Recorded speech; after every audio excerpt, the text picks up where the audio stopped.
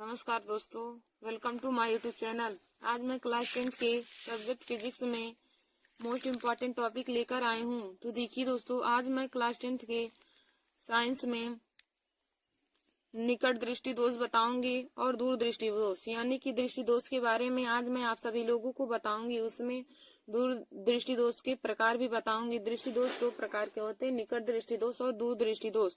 तो देखिए दोस्तों, निकट दृष्टि दोष और दूर दृष्टि दोष से संबंधित क्वेश्चन बोर्ड एग्जाम की परीक्षा में हर बार ही पूछे जाते हैं और मैं इसमें और टॉपिक को भी आज आप लोगों को बताऊंगी। तो दोस्तों, आज हम आप सभी लोग हमारे इस वीडियो को जरूर देख लीजिए और अपने दोस्तों में शेयर कर लीजिए। देखिए दोस्तों, 4 मार्च को पेपर में इनसे संबंधित दो निकट दृष्टि दोष और दूर दृष्टि दोष में से कोई एक टॉपिक आप लोगों को जरूर पूछेगा। तो आप लोग हमारे इस वीडियो को जरूर देख लीजिए और अपने दोस्तों में भी शेयर कर लीजिए। तो देखिए दोस्तों, पहला हमारा है निकट दृष्टि दोष। पहले आप हेडिंग डालेंगे निकट दृष्टि दोष किसे कहते हैं।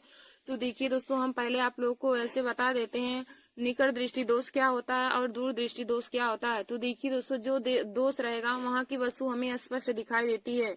यदि निकट दृष्टि दोष रहेगा तो हमें निकट की वस्तु स्पष्ट दिखाई देगा और दूर की नहीं दिखाई देगा। और यदि दूर दृष्टि दोष रहेगा तो हमें दूर की वस्तु स्पष्ट दिखाई देगा और निकट की वस्तु स्पष्ट नहीं दिखाई देगा। यानी कि जो दोष रहेगा वहाँ की वस्तु हमें दिखाई देगा। तो दोस्तों, हमारा पहला है निकट दृष्टि दोष। आप लोग हेडिंग डालेंगे निकट दृष्टि दोष, तो इसमें लिखिएगा कि वह दोष जिसमें व्यक्ति को निकट की वस्तु स्पष्ट दिखाई देती है लेकिन दूर की वस्तु स्पष्ट नहीं दिखाई देती है। तो इस प्रकार की दोष को हम निकट दृष्टि दोष कहते हैं। देखिए दोस्तों, निकट दृष्टि दोष क्या होता है कि वह दोष जिसमें व्यक्ति को निकट की वस्तु स्पष्ट दिखाई देती है लेकिन दूर की वस्तु स्पष्ट नहीं दिखाई देती है। तो इस प्रकार के दोष को निकट दृष्टि दोष कहते हैं। अब देखिए दोस्तों, हमने आप लोग को बताया कि जो दोष रहेगा वहाँ की वस्तु हमें स्पष्ट दिखाई देगी। तो यहाँ पे हमने पहला लिया है निकट दृष्टि दोष। तो हमने बताया निकट दृष्टि दोष रहेगा तो हमें निकट की वस्तु दिखाई देगी और दूर की वस्तु नहीं दिखाई देगी। और जब दूर दृष्टि दोष रहेगा तो दूर की वस्तु दिखाई देगी और निकट की नहीं। यानी कि जो दोष रहेगा वहाँ की वस्तु हमें स्पष्ट दिखाई देती है। दोष में यही एक पहचान होता है, आप लोग इसे जरूर पहचान लीजिए कि जो दोष रहेगा वहाँ की वस्तु हमें स्पष्ट दिखाई देती है। जब निकट दृष्टि दोष रहेगा तो निकट की वस्तु स्पष्ट दिखाई देगा और दूर की वस्तु स्पष्ट नहीं दिखाई देगा। तो दोस्तों, निकट दृष्टि दोष का परिभाषा हो जाएगा कि वह दोष जिसमें व्यक्ति को निकट की वस्तु स्पष्ट दिखाई देती है लेकिन दूर की वस्तु स्पष्ट नहीं दिखाई देती है। तो इस प्रकार के दोष को निकट दृष्टि दोष कहते हैं। अब दोस्तों, आप लोग हेडिंग डालेंगे निवारण, यानी कि निकट दृष्टि दोष की निवारण के लिए हम क्या करेंगे। निकट दृष्टि दोष की निवारण के लिए क्या करेंगे।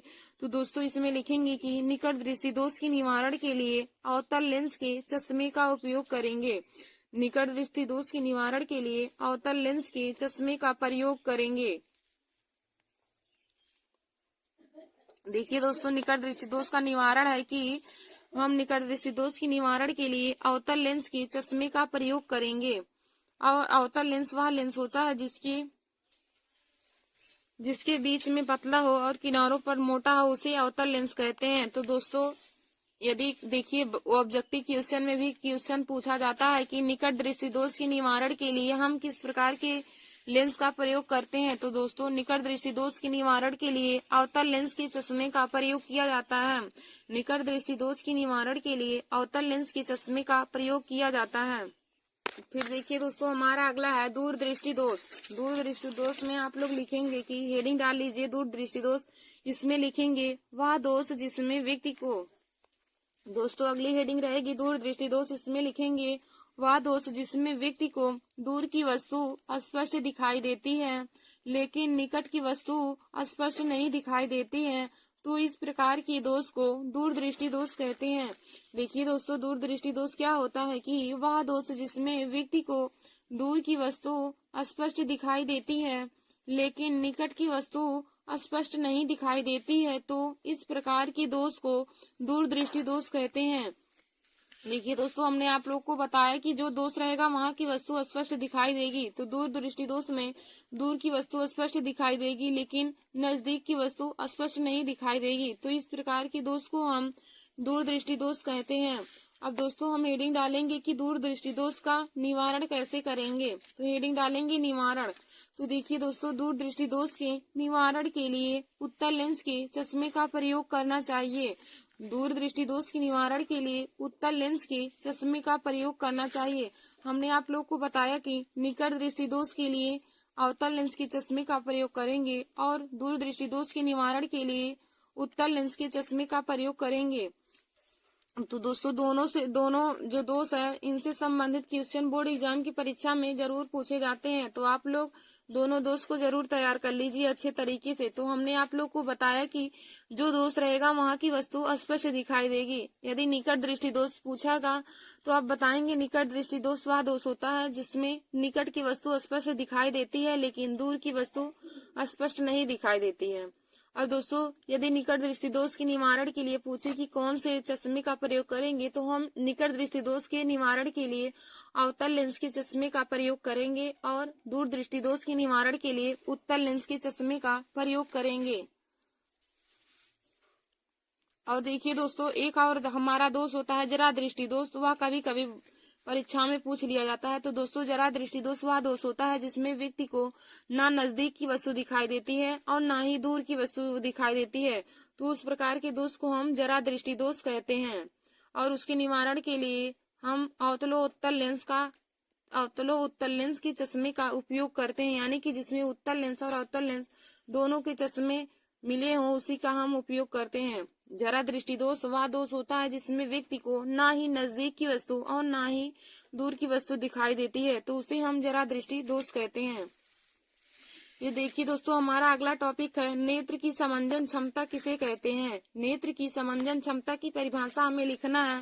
तो दोस्तों यह भी बोर्ड एग्जाम की परीक्षा से बहुत ही महत्वपूर्ण है, तो आप लोग इस पर भी इम्पोर्टेंट का क्यूज लगा लीजिए। नेत्र की समंजन क्षमता, तो इसमें लिखेंगे नेत्र लेंस की फोकस दूरी को घटाने तथा बढ़ाने की क्षमता को नेत्र की समंजन क्षमता कहते हैं। देखिए दोस्तों, नेत्र की समंजन क्षमता का परिभाषा हो जाएगा कि नेत्र लेंस की फोकस दूरी को घटाने तथा बढ़ाने की क्षमता को नेत्र लेंस की समंजन क्षमता कहते हैं। नेत्र लेंस की फोकस दूरी को बढ़ाने तथा घटाने की क्षमता को नेत्र की समंजन क्षमता कहते हैं। फिर देखिए दोस्तों, अगला हमारा बहुत ही महत्वपूर्ण टॉपिक है किसी चालक तार का प्रतिरोध किन किन बातों पर निर्भर करता है। तो दोस्तों इसको हम आप लोगों को कल बताएंगे। हम कुछ महत्वपूर्ण अभिक्रिया के बारे में आप लोगों को बता देते हैं। तो देखिए दोस्तों, पहला अभिक्रिया हमारा है प्रतिस्थापन अभिक्रिया। यहाँ आप हेडिंग डालेंगे प्रतिस्थापन अभिक्रिया। तो इसमें लिखेंगे इस अभिक्रिया में अधिक क्रियाशील धातु कम क्रियाशील धातु को प्रतिस्थापित कर देता है, प्रतिस्थापित या फिर विस्थापित कर देता है। तो इस प्रकार की अभिक्रिया को प्रतिस्थापन अभिक्रिया कहते हैं। देखिए दोस्तों, प्रतिस्थापन अभिक्रिया का डेफिनेशन क्या हो जाएगा कि इस प्रकार की अभिक्रिया में कम क्रियाशील धातु अधिक क्रियाशील धातु कम क्रियाशील धातु को प्रतिस्थापित कर देता है। तो इस प्रकार की अभिक्रिया को प्रतिस्थापन अभिक्रिया कहते हैं। तो देखिए दोस्तों, प्रतिस्थापन अभिक्रिया का उदाहरण हो जाएगा जैसे Fe+ में CuSO4, आयरन प्लस में कॉपर सल्फेट हो जाएगा। तो देखिए दोस्तों, कॉपर सल्फेट में से सल्फेट आयरन से क्रिया करके फेरस सल्फेट बना लेगा। तो Fe+ CSO4 की जब क्रिया होगी तो बन जाएगा FeSO4+ में Cu। तो देखिए दोस्तों, इसमें कॉपर अधिक क्रियाशील है, तो यहाँ इसमें SO4 जो हमारा अधिक क्रियाशील है यह आयरन के साथ क्रिया करके फेरस सल्फेट बना लेगा। तो हमारा बन जाएगा FeSO4+ में Cu। तो प्रतिस्थापन अभिक्रिया का डेफिनेशन हो जाएगा इस अभिक्रिया में अधिक क्रियाशील धातु कम क्रियाशील धातु को प्रतिस्थापित कर देते हैं। तो इस प्रकार की अभिक्रिया को प्रतिस्थापन अभिक्रिया कहते हैं। तो इसका उदाहरण हो जाएगा Fe+ में CuSO4। तो दोस्तों जब हम क्रिया कराएंगे बन जाएगा FeSO4+ में Cu। हमारा दूसरा है जैसे Zn+ में CuSO4, Zn+ में CuSO4। तो देखिए दोस्तों, कॉपर सल्फेट में से सल्फेट हमारा जिंक के साथ क्रिया करके जिंक सल्फेट बना लेगा। तो बन जाएगा ZnSO4+ में Cu। फिर दोस्तों हमारा अगला है अगला क्रिया का नाम है वियोजन अभिक्रिया। अगला अभिक्रिया हमारा है वियोजन अभिक्रिया। तो दोस्तों इसमें लिखेंगे हम, इस अभिक्रिया में एक अभिकर्मक टूटकर छोटे छोटे उत्पाद उत्पन्न करते हैं। इस अभिक्रिया में एक अभिकर्मक टूटकर छोटे छोटे उत्पाद उत्पन्न करते हैं। तो इस प्रकार की अभिक्रिया को वियोजन अभिक्रिया कहते हैं। तो देखिए दोस्तों, वियोजन अभिक्रिया का हमारा उदाहरण हो जाएगा CaCO3। तो CaCO3 देखिए हमारा टूट जाएगा CaO प्लस में CO2, कैल्शियम ऑक्साइड और कार्बन डाइऑक्साइड में कैल्शियम कार्बोनेट टूट जाएगा। तो वियोजन अभिक्रिया का परिभाषा ही होता है कि इस अभिक्रिया में अभिकर्मक टूटकर छोटे छोटे उत्पाद उत्पन्न कर देते हैं। तो देखिए दोस्तों, जब CO3 की क्रिया होगी तो यहाँ टूट जाएगा CaO प्लस में CO2, और जब हम CaCO2 को गर्म करेंगे तो पुनः हमारा कैल्शियम कार्बोनेट प्राप्त हो जाएगा। तो देखिए दोस्तों, जब किसी भी पदार्थ से पुनः उसी पदार्थ को प्राप्त किया जा सकता है तो उस प्रकार की अपक्रिया को हम उत्क्रमणीय अपक्रिया कहते हैं। उत्क्रमणीय अपक्रिया में मतलब कि जिससे हम प्राप्त कर सकते हैं। फिर देखिए दोस्तों, हमारा अगला क्वेश्चन है कि अवतल दर्पण के दो उपयोग लिखिए। अवतल दर्पण के दो उपयोग लिखिए। देखिए दोस्तों, अवतल दर्पण उत्तल दर्पण से संबंधित उपयोग भी हमारा बोर्ड एग्जाम की परीक्षा में पूछा जाता है। तो हम लिखेंगे नंबर 1, अवतल दर्पण के उपयोग में नंबर 1 लिखेंगे, टेबल लैंप के शेडो में किया जाता है। अवतल दर्पण का उपयोग टेबल लैंप के शेडो में किया जाता है। और हमारा नंबर दूसरा हो जाएगा, मोटर कार, रेलवे इंजन तथा सर्च लाइट के लैंपों में परावर्तक के रूप में किया जाता है। मोटर कार, रेलवे इंजन तथा सर्च लाइट के लैंपों में परावर्तक के रूप में अवतल दर्पण का उपयोग किया जाता है। देखिए दोस्तों, अवतल दर्पण का उपयोग क्या होगा, नंबर 1 हो जाएगा, टेबल लैंप की शेडो में अवतल दर्पण का उपयोग किया जाता है। टेबल लैंप की शेडो में अवतल दर्पण का उपयोग किया जाता है। नंबर दूसरा हमारा हो जाएगा, मोटर कार, रेलवे इंजन तथा सर्च लाइट के लैंपों में भी परावर्तक के रूप में अवतल दर्पण का उपयोग किया जाता है। फिर दोस्तों हमारा अगला क्वेश्चन है कि उत्तल दर्पण के दो उपयोग लिखिए। हमें उत्तल दर्पण के भी दो उपयोग लिखना है। तो इसमें लिखेंगे नंबर 1, सड़कों पर लगे लैंपों के ऊपर उत्तल दर्पण का उपयोग किया जाता है। और नंबर दूसरा हमारा हो जाएगा, मोटर वाहनों में पीछे देखने के लिए उत्तल दर्पण का उपयोग किया जाता है। मोटर वाहनों में पीछे देखने के लिए उत्तल दर्पण का उपयोग किया जाता है। फिर देखिए दोस्तों, हमारा अगला क्वेश्चन है कि प्रकाशिक केंद्र की परिभाषा लिखिए। प्रकाशिक केंद्र की परिभाषा लिखिए। तो आप लोग हेडिंग डाल लीजिए प्रकाशिक केंद्र। तो इसमें लिखेंगे, लेंस के भीतर मुख्य अक्ष पर स्थित वह बिंदु, लेंस के भीतर मुख्य अक्ष पर स्थित वह बिंदु जिससे होकर चलने वाली या जिससे होकर जाने वाली प्रकाश की किरणें अपवर्तन के पश्चात बिना विचलित हुए सीधे निकल जाती हैं। देखिए दोस्तों, प्रकाशिक केंद्र की परिभाषा हो जाएगा कि लेंस के भीतर मुख्य अक्ष पर स्थित वह बिंदु, लेंस के भीतर मुख्य अक्ष पर स्थित वह बिंदु जिससे होकर जाने वाली प्रकाश की किरण अपवर्तन के बाद बिना विचलित हुए सीधे निकल जाती है, तो उसे हम प्रकाशिक केंद्र कहते हैं। देखिए दोस्तों, प्रकाशिक केंद्र का परिभाषा होता है कि लेंस के भीतर मुख्य अक्ष पर स्थित वह बिंदु जिससे होकर जाने वाली प्रकाश की किरणें अपवर्तन के बाद बिना विचलित हुए सीधे निकल जाती हैं, तो उसे हम प्रकाशिक केंद्र कहते हैं।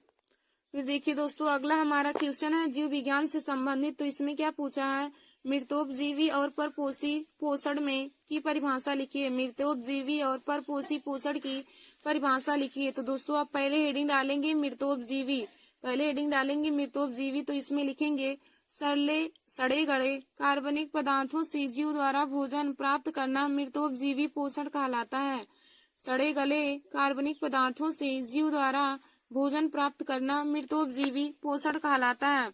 देखिए दोस्तों, मृतोपजीवी क्या होता है कि जिसमें सड़े गए कार्बनिक पदार्थों से जीव अपना भोजन प्राप्त करते हैं, तो उन्हें मृतोपजीवी पोषण कहते हैं।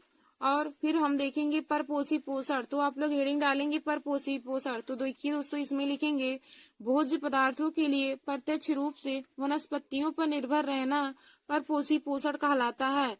भोज्य पदार्थों के लिए प्रत्यक्ष रूप से वनस्पतियों पर निर्भर रहना परपोषी पोषण कहलाता है। देखिए दोस्तों, मृतोपजीवी पोषण क्या होता है कि जिसमें सड़े गए कार्बनिक पदार्थों से जीव अपना भोजन प्राप्त करते हैं।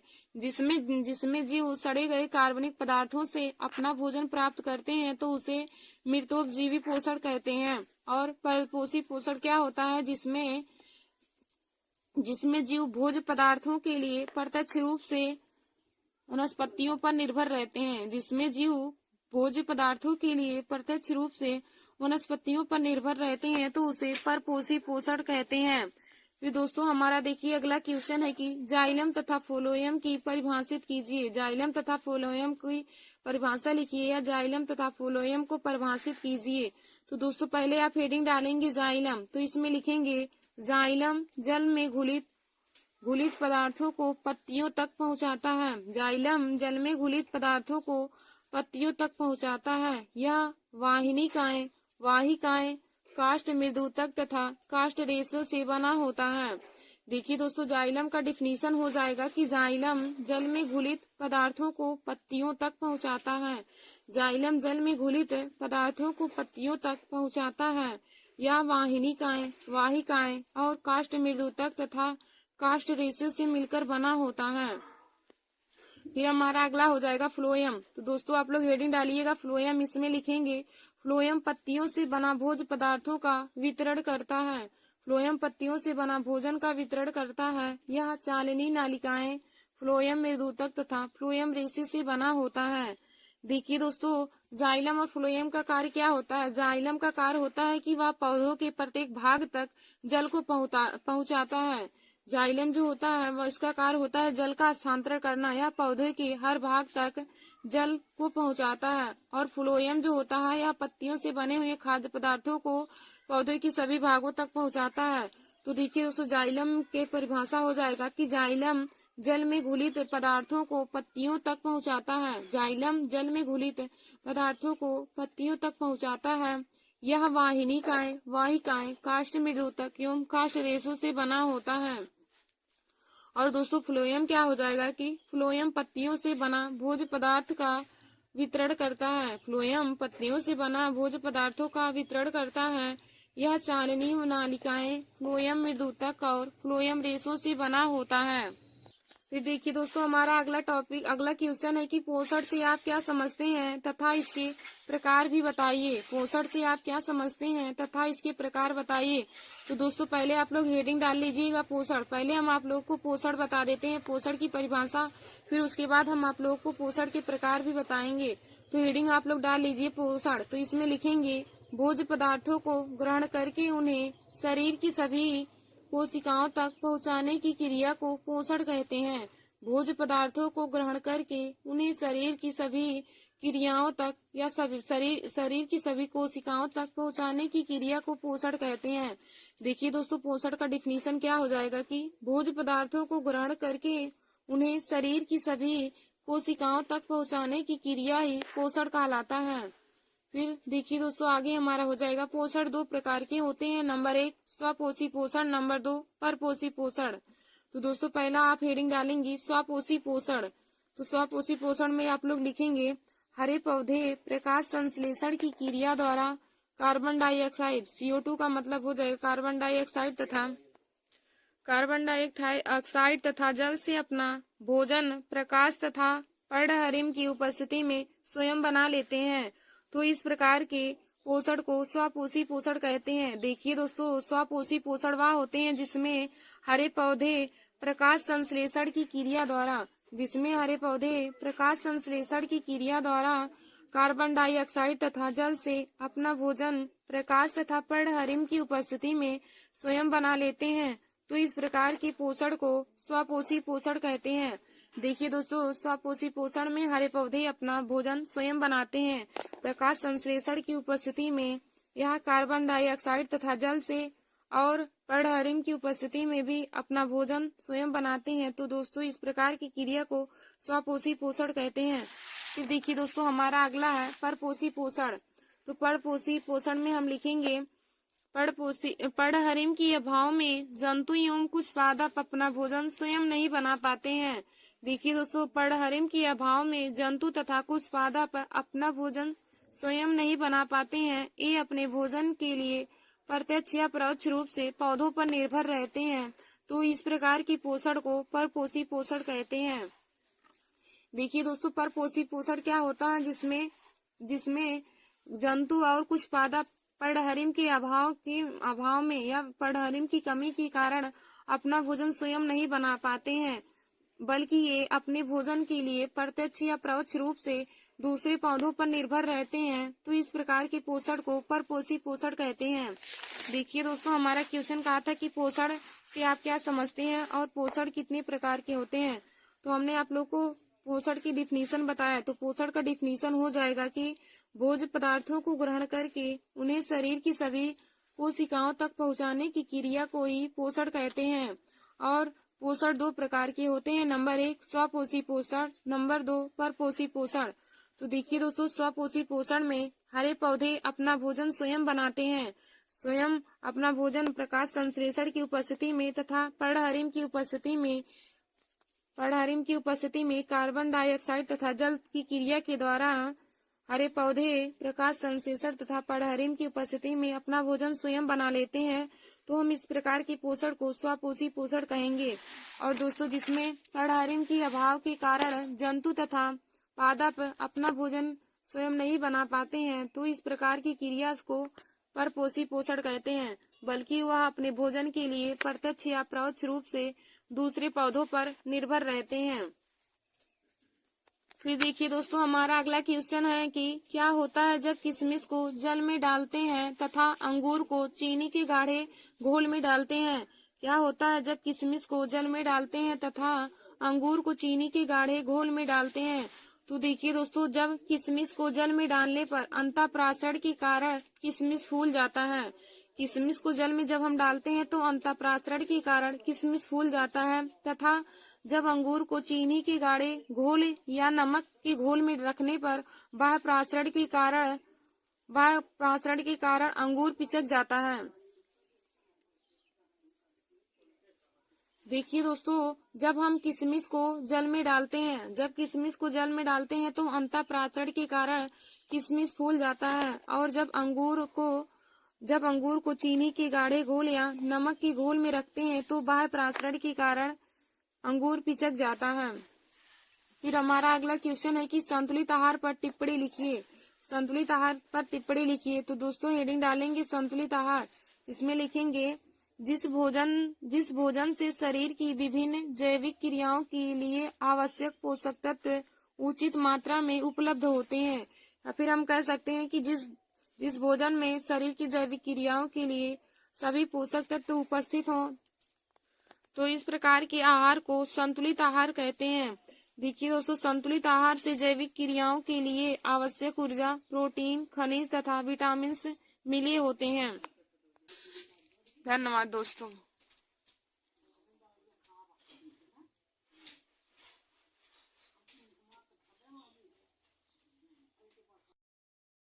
नमस्कार दोस्तों, welcome to my YouTube channel. आज मैं क्लास 10th के सब्जेक्ट भौतिक विज्ञान, रसायन विज्ञान और जीव विज्ञान तीनों से संबंधित यानी कि विज्ञान से संबंधित महत्वपूर्ण टॉपिक लेकर आई हूँ। तो दोस्तों देखिए, आज मैंने आप सभी लोगों के लिए लघु उत्तरीय प्रश्न लेकर आया हूँ। आज हम आप लोगों को लघु उत्तरीय प्रश्न के बारे में बताएंगे जो बोर्ड एग्जाम की परीक्षा के लिए बहुत ही महत्वपूर्ण है। तो देखिए दोस्तों, हम आज आप लोगों को तीनों सब्जेक्ट से संबंधित मिक्स क्वेश्चन आप लोगों को बताएंगे कि बोर्ड एग्जाम की परीक्षा के लिए कौन कौन से क्वेश्चन बहुत ही महत्वपूर्ण है और कौन से हर बार ही बोर्ड एग्जाम की परीक्षा में पूछे जाते हैं। तो देखिए दोस्तों, हमारा पहला क्वेश्चन है फिजिक्स का है।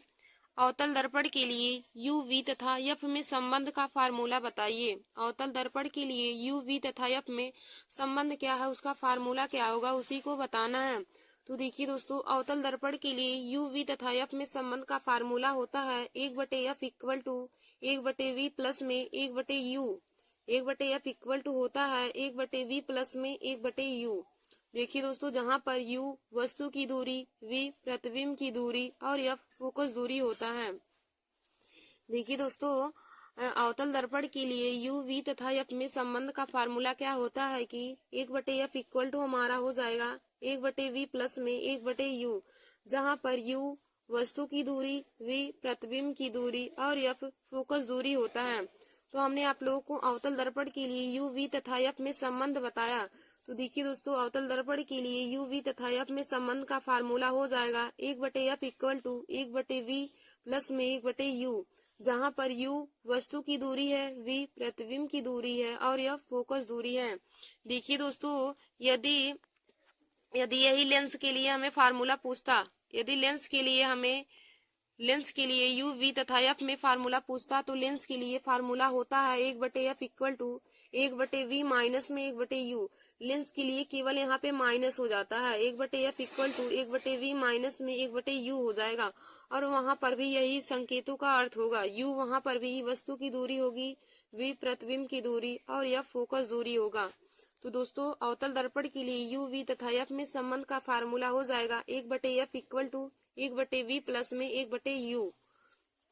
और देखिए दोस्तों, अवतल दर्पण में सभी चीजों का मान माइनस में रखा जाता है और उत्तल दर्पण में केवल हम प्रतिबिंब वस्तु की दूरी यानी कि u का मान केवल माइनस में रखते हैं और हम सभी का मान प्लस में रखते हैं। जब हम न्यूमेरिकल सॉल्व करते हैं तो दोस्तों, यदि अवतल दर्पण क्वेश्चन में बोला रहेगा तो अवतल दर्पण के लिए हम सबका मान माइनस में रखेंगे, और यदि उत्तल दर्पण कहे रहेगा तो हम केवल u का मान माइनस में रखेंगे और सबका मान हम प्लस सुधा ही रखेंगे। फिर दोस्तों, हमारा अगला क्वेश्चन है कि रेखीय आवर्धन किसे कहते हैं। रेखीय आवर्धन किसे कहते हैं? तो देखिए दोस्तों, रेखीय आवर्धन का परिभाषा क्या हो जाएगा, तो प्रतिबिंब की लंबाई तथा वस्तु की लंबाई के अनुपात को रेखीय आवर्धन कहते हैं। देखिए दोस्तों, रेखीय आवर्धन का परिभाषा हो जाएगा कि प्रतिबिंब की लंबाई तथा वस्तु की लंबाई के अनुपात को रेखीय आवर्धन कहते हैं। और दोस्तों, रेखीय आवर्धन यम बराबर फार्मूला होता है आई अपान में ओ होता है। दर्पण के लिए होता है तो माइनस में हो जाएगा, और यदि लेंस के लिए पूछा जाएगा कि लेंस के लिए रेखीय आवर्धन का परिभाषा लिखिए, तो लेंस के लिए हम प्लस मिलेंगे। आई अपान ओ वहां पे माइनस नहीं रहेगा, बल्कि आई अपान ओ केवल हो जाएगा। देखिए दोस्तों, आई प्रतिबिंब की लंबाई है और ओ वस्तु की लंबाई है। आप लोग इसे भी लिख लीजिएगा कि आई प्रतिबिंब की लंबाई है और ओ वस्तु की लंबाई है। तो रेखीय आवर्धन का परिभाषा हो जाएगा कि प्रतिबिंब की लंबाई तथा वस्तु की लंबाई के अनुपात को रेखीय आवर्धन कहते हैं। देखिए दोस्तों, रेखीय आवर्धन का फार्मूला हो जाएगा यम बराबर माइनस आई अपान ओ, यह दर्पण के लिए होता है माइनस आई अपान ओ, और यदि लेंस के लिए पूछे तो यम बराबर होता है आई अपान ओ। देखिए दोस्तों, आई प्रतिबिंब की लंबाई है, ओ वस्तु की लंबाई है और यम हमारा रेखीय आवर्धन है। फिर दोस्तों, हमारा अगला क्वेश्चन क्या कहा है कि दर्पण के लिए फोकस दूरी तथा वक्रता त्रिज्या में संबंध लिखिए। दर्पण के लिए फोकस दूरी एफ तथा वक्रता त्रिज्या में संबंध का फार्मूला लिखिए। तो देखिए दोस्तों, फोकस दूरी एफ बराबर होता है वक्रता त्रिज्या बटे में 2। फोकस दूरी बराबर होता है वक्रता त्रिज्या बटे में 2। तो देखिए दोस्तों, फोकस दूरी को एफ से प्रदर्शित करते हैं, वक्रता त्रिज्या को आर, तो एफ बराबर हो जाएगा आर अपान में 2। एफ बराबर होता है आर बाई 2 हो जाएगा, यानी कि फोकस दूरी एफ बराबर होता है आर बटे 2। फोकस दूरी बराबर होता है वक्रता त्रिज्या बटे में 2, तो फोकस दूरी एफ बराबर हो जाएगा आर बाई 2। तो दोस्तों देखिए, फोकस दूरी और वक्रता त्रिज्या में संबंध का फार्मूला होता है एफ बराबर में आर बाई 2, यानी कि फोकस जो हमारा वक्रता त्रिज्या होता है फोकस दूरी की आधी होती है। वक्रता त्रिज्या फोकस दूरी की आधी के बराबर होती है। तो दोस्तों, कभी कभी इसका फार्मूला भी हमें बहुविकल्पी क्वेश्चन में दे करके पूछ लेता है कि फोकस दूरी एफ तथा वक्रता त्रिज्या में संबंध का फार्मूला निम्न में से कौन सा है। तो आप लोग इस फार्मूले को जरूर तैयार कर लीजिए कि फोकस दूरी एफ बराबर होता है आर बाई 2। देखिए दोस्तों, इसको हम 2f बराबर आर भी लिख सकते हैं। यहाँ से यदि 2 को पक्षांतर करना चाहे तो इधर भाग कर रहा उधर गुणे में हो जाएगा, तो आर बराबर हो जाएगा 2f।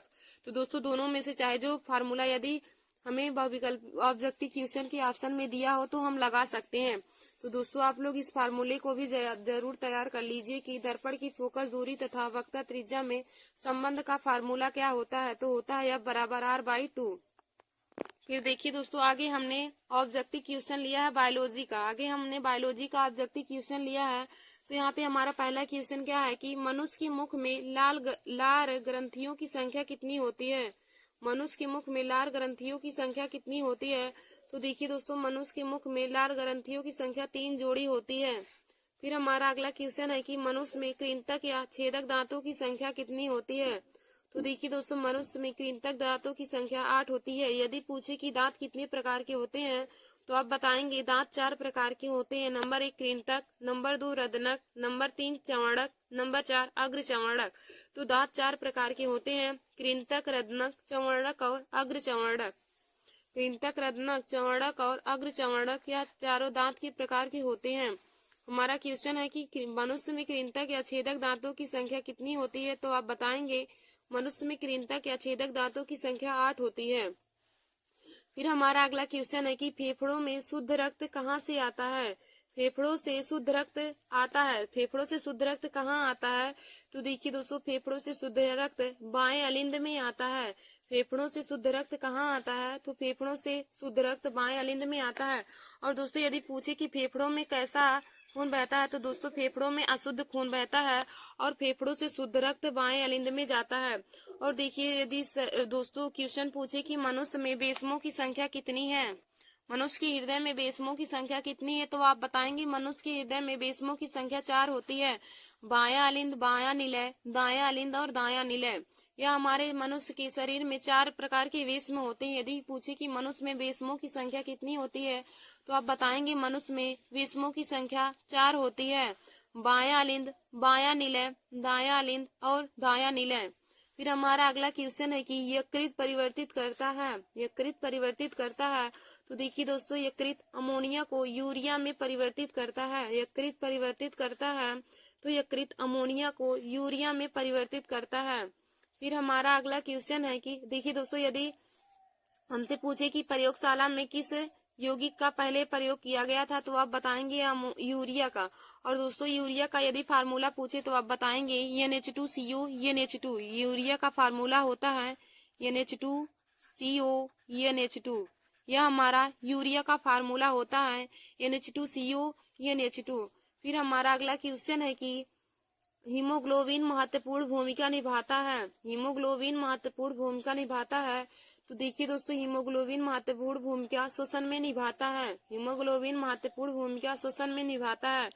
और देखिए दोस्तों, यदि पूछे कि मनुष्य के लाल रक्त का कारण क्या होता है, मनुष्य का लाल रक्त क्यों होता है, मनुष्य के खून का रंग लाल क्यों होता है, तो दोस्तों आप बताएंगे हीम के कारण। हीम के कारण मनुष्य का रक्त लाल रंग का होता है। फिर हमारा अगला क्वेश्चन है कि मनुष्य में प्रमुख उत्सर्जी अंग कौन है। मनुष्य में प्रमुख उत्सर्जी अंग कौन है, तो देखिए दोस्तों, मनुष्य में प्रमुख उत्सर्जी अंग वृक्क है। मनुष्य में प्रमुख उत्सर्जी अंग वृक्क है। फिर हमारा अगला क्वेश्चन है कि आहार नाल के पेशी संकुचन को क्या कहते हैं। आहार नाल के पेशी संकुचन को क्या कहते हैं, तो देखिए दोस्तों, आहार नाल के पेशी संकुचन को क्रमाकुंचन कहते हैं। फिर हमारा अगला क्वेश्चन है कि विटामिन सी का अच्छा स्रोत क्या है, तो देखिए दोस्तों, विटामिन सी का सबसे अच्छा स्रोत आंवला होता है, लेकिन यहाँ पे विकल्प के अनुसार संतरा लग जाएगा, क्योंकि हमने केवल विकल्प ही लिया जो सही होता है। और दोस्तों, यदि विटामिन सी का रासायनिक नाम पूछे तो विटामिन सी का रासायनिक नाम स्कारबिक अम्ल होता है। और विटामिन सी का सबसे अच्छा स्रोत, सबसे ज्यादा विटामिन सी आंवला में पाया जाता है। और दोस्तों, यदि पूछे कि विटामिन ए की कमी से कौन सा रोग होता है, तो आप बताएंगे विटामिन ए की कमी से रतौंधी रोग होता है। और विटामिन बी की कमी से, तो दोस्तों विटामिन बी की कमी से बेरी बेरी रोग होता है। और विटामिन ए की कमी से रतौंधी नामक रोग होता है। फिर हमारा अगला क्वेश्चन है कि पौधों में पत्तियों में बने हुए खाद्य पदार्थों का हस्तांतरण होता है। हमारा अगला क्वेश्चन है कि पौधों से पत्तियों में बने हुए खाद्य पदार्थों का हस्तांतरण कहाँ होता है, तो देखिए दोस्तों, पौधों से पत्तियों में बने हुए खाद्य पदार्थों का हस्तांतरण फ्लोएम द्वारा होता है। देखिए दोस्तों, जल का हस्तांतरण जाइलम द्वारा होता है और खाद्य पदार्थों का हस्तांतरण फ्लोएम द्वारा होता है। तो यदि पूछे कि जल का हस्तांतरण कैसे होता है, तो आप लोग बताएंगे जाइलम के द्वारा जल का हस्तांतरण होता है। और पूछे कि खाद्य पदार्थों का हस्तांतरण कैसे होता है, तो आप बताएंगे फ्लोएम के द्वारा खाद्य पदार्थों का हस्तांतरण होता है। ये दोस्तों, अगला हमारा है, हमने केमिस्ट्री से संबंधित क्वेश्चन भी लिया है। तो हमारा क्वेश्चन क्या पूछा है कि कैल्शियम एसीटेट को गर्म किया जाता है तो क्या प्राप्त होता है। क्या होता है जब हम कैल्शियम एसीटेट को गर्म करते हैं, तो देखिए दोस्तों, जब कैल्शियम एसीटेट को गर्म करते हैं तो एसीटोन बनता है। जब कैल्शियम एसीटेट को गर्म करेंगे तो एसीटोन बनेगा। एसीटोन का फार्मूला होता है CH3 COCH3। इसको हम प्रोपेनॉन भी कह सकते हैं। एसीटोन का यदि आईपीएससी नाम पूछे तो हम प्रोपेनॉन भी बताएंगे। देखिए दोस्तों, हमने एक वीडियो आईपीएससी नाम पे भी बनाया है, तो आप लोग हमारे उस वीडियो को जरूर देख लीजिए, क्योंकि आईपीएससी नाम हर बार ही बोर्ड एग्जाम की परीक्षा में पूछा जाता है। तो हमारा क्वेश्चन है कि कैल्शियम एसीटेट को गर्म करते हैं तो क्या होता है। तो देखिए दोस्तों, जब कैल्शियम एसीटेट को गर्म करेंगी तो एसीटोन प्राप्त होगा। कैल्शियम एसीटेट का फार्मूला हो जाएगा CH3COO का होल ट्वाइस Ca, CH3COO का होल ट्वाइस Ca। इसको जब गर्म करेंगे तो देखिए दोस्तों, एसीटेन बन जाएगा, प्लस में CaCO3 कैल्शियम कार्बोनेट प्राप्त होगा, लेकिन हमें एसीटोन बन जाएगा और कैल्शियम एसीटेट भी प्राप्त होगा। फिर देखिए दोस्तों, हमारा अगला क्वेश्चन है कि अम्लीय विलयन का पीएच मान कितना होता है। अम्लीय विलयन का पीएच मान कितना। तो देखिए दोस्तों, अम्लीय विलयन का पीएच मान 7 से कम होता है। तो हम आप लोगों को तीनों बता देते हैं, कब विलयन अम्लीय रहेगा, कब क्षारीय, अब कब उदासीन होगा। देखिए दोस्तों, जब किसी विलयन का पीएच मान 7 होगा, जब किसी विलयन का पीएच मान 7 होगा तो वह विलयन उदासीन होगा, और जब किसी विलयन का पीएच मान 7 से कम होगा तो वह विलयन की प्रकृति अम्लीय होगी, और जब किसी विलयन का पीएच मान 7 से अधिक होगा तो विलयन की प्रकृति क्षारीय होगी। जब विलयन का पीएच मान 7 से अधिक होगा तो विलयन की प्रकृति क्षारीय होगी, और जब विलयन का पीएच मान 7 से कम होगा तो विलयन की प्रकृति अम्लीय होगी, और जब विलयन का पीएच मान 7 होगा तो आप विलयन की प्रकृति उदासीन होगी। देखिए दोस्तों, कभी कभी शुद्ध जल का पीएच मान पूछता है, तो शुद्ध जल का पीएच मान 7 होता है। वह बहुत ही महत्वपूर्ण क्वेश्चन है। शुद्ध जल का पीएच मान हर बार ही बोर्ड एग्जाम की परीक्षा में पूछा जाता है। तो देखिए दोस्तों, शुद्ध जल का पीएच मान 7 होता है। और यदि रक्त का पीएच मान पूछे तो आप बताएंगे रक्त का पीएच मान 7.4 होता है। अब देखिए दोस्तों, रक्त का पीएच मान 7.4 है तो रक्त की प्रकृति क्षारीय होगी। फिर हमारा अगला क्वेश्चन है कि पोटास एलम का रासायनिक सूत्र लिखिए। पोटास एलम का रासायनिक सूत्र लिखिए। तो देखिए दोस्तों, पोटास एलम यानी कि फिटकरी, फिटकरी को ही पोटास एलम कहते हैं। तो पोटास एलम का फार्मूला क्या हो जाएगा, K2SO4 इंटू Al2 SO4 का whole thrice into 24H2O। Potash alum का फार्मूला हो जाएगा K2SO4 इंटू में Al2 SO4 का होल थ्राइस इंटू 24H2O। यह पोटासियम का रासायनिक सूत्र हो जाएगा।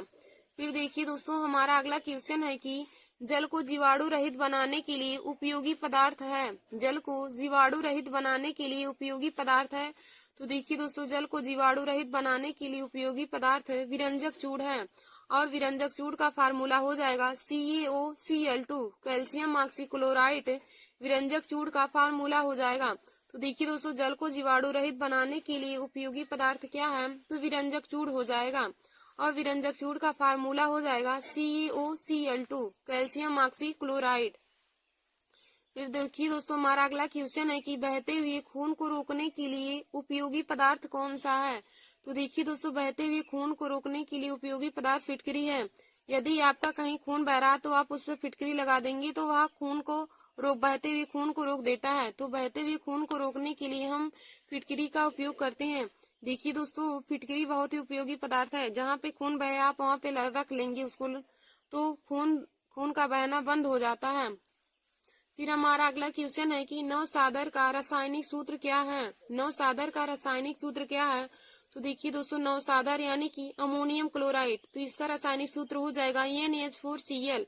NH4Cl, तो इसका रासायनिक नाम हो जाएगा अमोनियम क्लोराइड। नवसादर का रासायनिक नाम हो जाएगा अमोनियम क्लोराइड। फिर हमारा अगला क्वेश्चन है कि दही का जमना किस प्रकार का परिवर्तन है। दही का जमना किस प्रकार का परिवर्तन है। तो देखिए दोस्तों, दही का जमना रासायनिक परिवर्तन है। दही का जमना किस प्रकार का परिवर्तन है। तो देखिए दोस्तों, दही का जमना रासायनिक परिवर्तन है। फिर हमारा अगला क्वेश्चन है कि रासायनिक अभिक्रिया में भाग लेने वाले पदार्थों को क्या कहते हैं। तो देखिए दोस्तों, रासायनिक अभिक्रिया में भाग लेने वाले पदार्थों को अभिकारक कहते हैं। धन्यवाद दोस्तों। ऐसे हमारे वीडियो को देखने के लिए आप सभी लोग हमारे YouTube channel Nancy success classes को सब्सक्राइब कर लीजिए और अपने दोस्तों में शेयर करना ना भूलिए। देखिए दोस्तों, इस चैनल पर हम क्लास 10 और क्लास 12 के बोर्ड एग्जाम की परीक्षा की तैयारी करवाते हैं, और दोस्तों हम हर कंपटीशन की परीक्षाओं के लिए भी जीके, मैथ हुआ और सभी विषय की क्वेश्चन डालते हैं। तो आप लोग हमारे इस वीडियो को जरूर देख लीजिए और हमारे यूट्यूब चैनल को सब्सक्राइब कर लीजिए। धन्यवाद दोस्तों।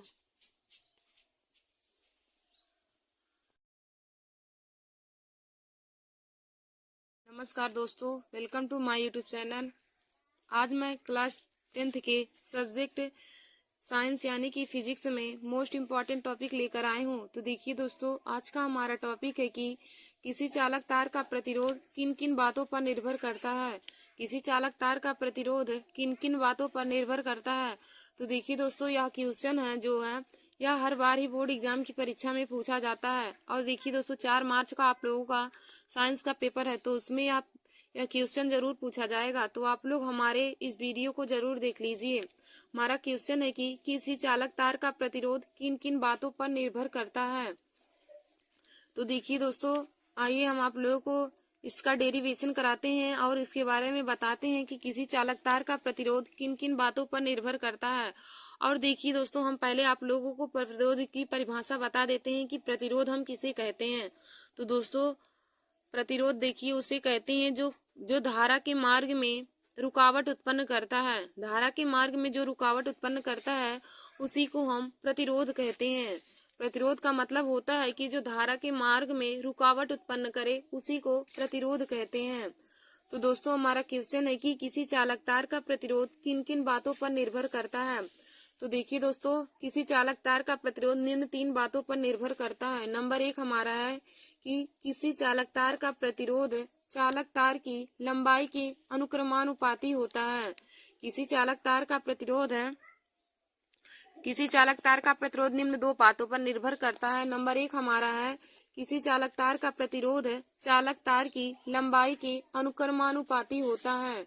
चालक तार का प्रतिरोध चालक तार की लंबाई के अनुक्रमानुपाती होता है, यानी कि आर प्रोपोर्शनल हो जाएगा एल के। इसको हम समीकरण 1 मान लेंगे। किसी चालक तार का प्रतिरोध चालक तार की लंबाई के अनुक्रमानुपाती होता है, तो दोस्तों हम आर प्रोपोर्शनल एल मान लेंगे। इसको हम समीकरण 1 मान लेंगे। फिर हमारा दूसरा क्या होता है कि चालक तार का प्रतिरोध किस बात पर निर्भर करता है। तो दूसरा हमारा होता है चालक तार का प्रतिरोध चालक तार के अनुप्रस्थ काट के क्षेत्रफल के व्युत्क्रमानुपाती होता है। चालक तार का प्रतिरोध चालक तार के अनुप्रस्थ काट के क्षेत्रफल के व्युत्क्रमानुपाती होता है, यानी कि आर प्रोपोर्शनल हो जाएगा 1/a के। आर प्रोपोर्शनल हो जाएगा 1/a की। इसको हम समीकरण 2 मान लेंगे। देखिए दोस्तों, किसी चालक तार का प्रतिरोध निम्न 2 बातों पर निर्भर करता है। नंबर 1 हमारा होता है कि किसी चालक तार का प्रतिरोध चालक तार की लंबाई के अनुक्रमानुपाती होता है। तो हम यहाँ से लिख लेंगे R proportional L. R proportional L हो जाएगा क्योंकि चालक तार का प्रतिरोध चालक तार की लंबाई एल के अनुक्रमानुपाती होता है, तो आर प्रोपोर्शनल एल हो जाएगा। इसको हम समीकरण 1 मान लेंगे। फिर देखिए दोस्तों, हमारा आगे होता है कि दूसरा क्या होता है कि चालक तार का प्रतिरोध चालक तार के अनुप्रस्थ काट के क्षेत्रफल के व्युत्क्रमानुपाती होता है, यानी कि आर व्युत्क्रमानुपाती हो जाएगा 1/a। तो इसको हम समीकरण 2 मान लेंगे। अब दोस्तों, समीकरण 1 और समीकरण 2 को हम सॉल्व करेंगे। तो लिखेंगे समीकरण 1 व समीकरण 2 से। समीकरण 1 व समीकरण 2 से तो यहाँ से हो जाएगा आर प्रोपोर्शनल एल/a हो जाएगा। आर प्रोपोर्शनल एल हो जाएगा। दोस्तों, अब जब प्रोपोर्शनल हटता है तो कोई कांस्टेंट लगता है। तो देखिए दोस्तों, जब प्रोपोर्शनल का चिन्ह हटेगा तो यहाँ पे हमारा कांस्टेंट हो जाएगा आर प्रोपोर्शनल रो इंटू में एल/a। यह देखिए दोस्तों, यह रो है, रो इंटू में एल/a। यही हमारा किसी चालक तार का प्रतिरोध किन किन बातों पर निर्भर करता है। तो उससे यही हमारा फार्मूला प्राप्त होता है, आर प्रोपोर्शनल रो इंटू में एल/a। देखिए दोस्तों, हम यहाँ पे प्रयुक्त संकेतों के अर्थ को भी बताते हैं आप लोगों को।